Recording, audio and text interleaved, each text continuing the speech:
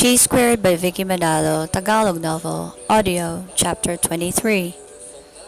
Di naman need palitan ng metal alloy ang buto ng bata, pero since may Kevlar artificial mask na pwedeng pang proteksyon sa mga tao at viewers or Auspians, kasama na ang mga humanoids, di na kailangan ng bulletproof vests.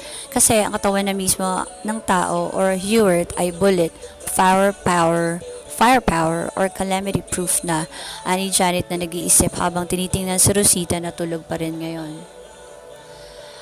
Hi Nana, good morning po, bati ni Aris na nakangiti. Nakangiti pa pero ang babae tahimik na tumungo lamang. Di pa siguro maka-adjust si Aling Nana, marahil takot pa rin siya.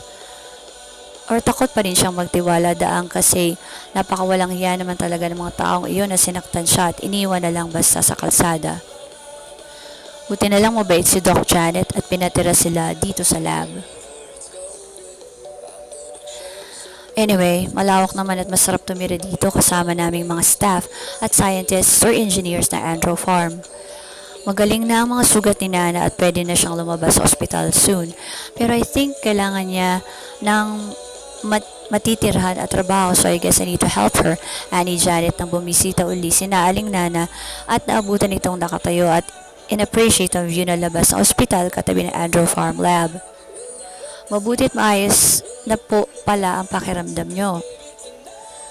Tanong ko, salamat Doc.